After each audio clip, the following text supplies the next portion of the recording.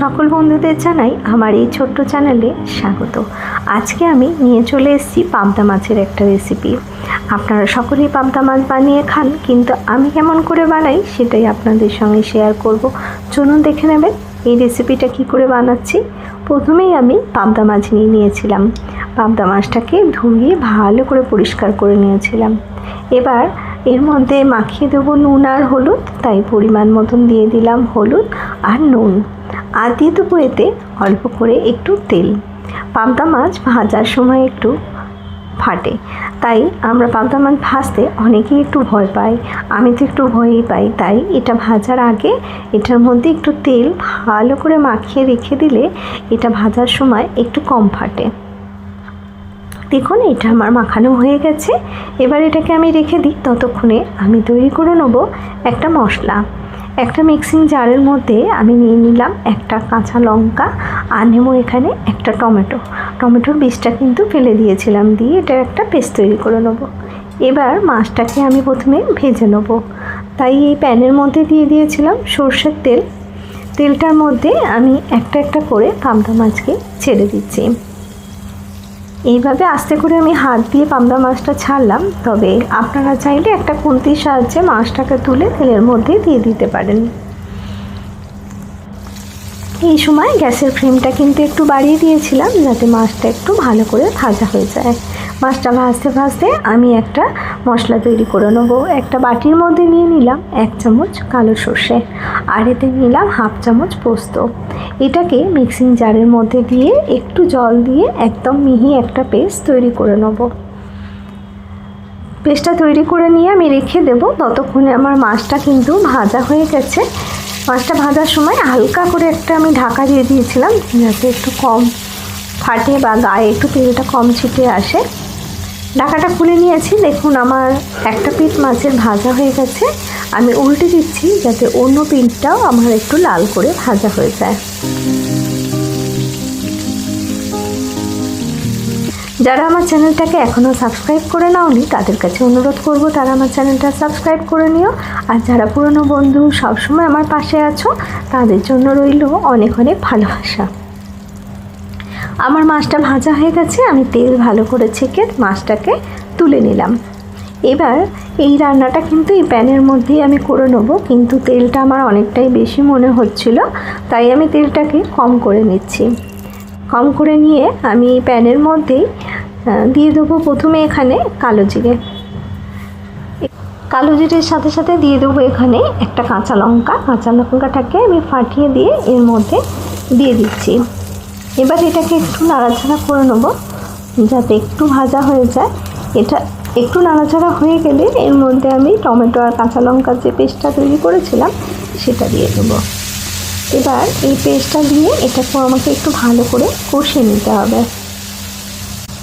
টমেটোটা কষাতে কষাতে আমি এর মধ্যে দিয়ে দেবো কিছু শুকনো উপকরণ। দিয়ে দিলাম পরিমাণ মতন হলুদ গুঁড়ো, আর দেবো পরিমাণ মতন এখানে নুন, আর দেবো এখানে ছোটো চামচের 1 চামচ কাশ্মীরি লঙ্কার গুঁড়ো। কাশ্মীরি লঙ্কার গুঁড়ো দিলাম যাতে রঙটা খুব সুন্দর আসে, সেই জন্য। আপনারা চাইলে এই পর্যায়ে কিন্তু একটু শুকনো লঙ্কার গুঁড়ো অ্যাড করতে পারেন।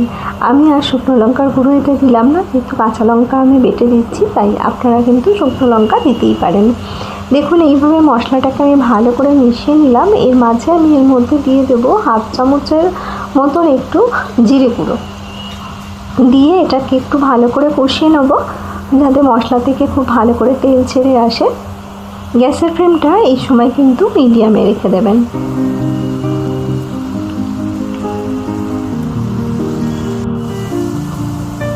দেখুন টমেটো আমার অনেকটাই কষানো হয়ে গেছে আর খুব সুন্দর একটা রঙও চলে এসছে। মশলা ভালো করে কষিয়ে নিয়ে যদি মাছের ঝালটা রান্না করেন তার টেস্ট কিন্তু অনেক ভালো হয়। এবার আমি এর মধ্যে অ্যাড করে দিলাম সর্ষে পোস্ত বাটাটা। আমি এখানে সর্ষে পোস্তটাকে একটা ছাঁকনি দিয়ে ছেঁকে নিয়েছিলাম। ছেঁকে নিয়ে যে জলটা বেরিয়েছিল সেটাই আমি এর মধ্যে অ্যাড করলাম। এইভাবে যদি ছেঁকে নিয়ে আপনারা সর্ষে পোস্ত রান্নায় ব্যবহার করেন তাহলে অনেকেরই অ্যাসিডিটির একটু ভয় থাকে। সর্ষে পোস্ত খেলে তাদের কিন্তু অনেক অংশে অ্যাসিডিটি কম হয়। তাই এইভাবে আপনারা অবশ্যই মাছের ঝোলে সর্ষে পোস্তকে ছেঁকে ব্যবহার করতে পারেন। দেখুন মশলাটা আমার সুন্দর করে কষানো হয়ে গেছে। আমি 1 মিনিট একটু কষিয়ে নিয়েছিলাম, তেল একদম ছেড়ে এসছে। এই পর্যায়ে আমি এর মধ্যে অ্যাড করে দেবো জল। এখানে আমি মিক্সির বাটিটা ধুয়ে জলটাই অ্যাড করে নেব। এখানে 1 কাপের মতন জল আমি দিয়ে দিলাম। এবার এটাকে আমি ভালো করে মিশিয়ে নিচ্ছি। এই সময় গ্যাসের ফ্লেমটা একটু বাড়িয়ে দেবেন যাতে এই গ্রেভিটা খুব ভালোভাবে ফুটে যায়। গ্যাসের ফ্লেমটা আমি একটুখানি বাড়িয়ে দিয়েছিলাম, দিয়ে এটাকে আমি 1 মিনিট একটু ফুটিয়ে নেব। তার মাঝে এর মধ্যে আমি 2টো কাঁচা লঙ্কাকে ফাটিয়ে দিলাম। কাঁচা লঙ্কা দিলে এর একটা সুন্দর গন্ধ হয় আর মাছের ঝোলটা খেতেও অনেক কিন্তু ভালো হয়। দেখুন ঝোলটা আমার খুব সুন্দরভাবে ফুটে গেছে 1 মিনিট। এবার আমি এর মধ্যে মাছটা অ্যাড করে দেবো। পাবদা মাছ এমনিতেই খুব নরম হয়, তাই এটা হতে কিন্তু বেশি সময় লাগবে না। গ্যাসের ফ্লেমটা আমি একদম কমিয়ে দেবো মাছটা দেওয়ার পর, দিয়ে আমি এটাকে ঢাকা দিয়ে 5 মিনিট রান্না করে নেব। এইভাবে মাছটা দিয়ে আমি একটু উল্টে দেবো, একটা পিঠ একটু উল্টে দেবো, দিয়ে আমি ঢাকা দিয়ে দেবো।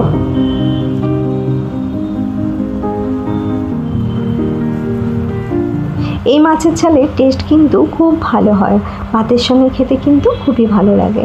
আমি ঢাকা দিয়ে দিলাম, 5 মিনিট পরে ঢাকা খুলে নিয়েছি। দেখুন আমার মাছের ঝাল একদম রেডি হয়ে গেছে। ওপর থেকে ছড়িয়ে দিলাম বেশ কিছুটা ধনেপাতা কুচি, দিয়ে গ্যাসের ফ্লেমটা বন্ধ করে দেবো। বন্ধ করে দিয়ে এটাকে একটু স্ট্যান্ডিং টাইমে রেখে দেবো। তারপরেই নামিয়ে নিয়ে এটাকে গরম গরম আমি সার্ভ করে দেবো। এটা গরম ভাতের সঙ্গে খেতে দুর্দান্ত লাগে। আপনারা অবশ্যই একবার এইভাবে পাবদা মাছ রান্না করে দেখবেন, আর কেমন হলো আমাকে অবশ্যই জানাবেন। যদি ভালো লাগে তাহলে একটা লাইক করে অবশ্যই একটা কমেন্ট করে দেবেন। গরম গরম ভাতের সঙ্গে এই রেসিপিটা খেতে কিন্তু খুবই ভালো লাগছিল। আপনাদের কেমন লাগলো আমাকে অবশ্যই জানাবেন। আমি আবারও চলে আসব নতুন কোনো রেসিপি নিয়ে আপনাদের সামনে। আপনারা ভালো থাকবেন, সুস্থ থাকবেন।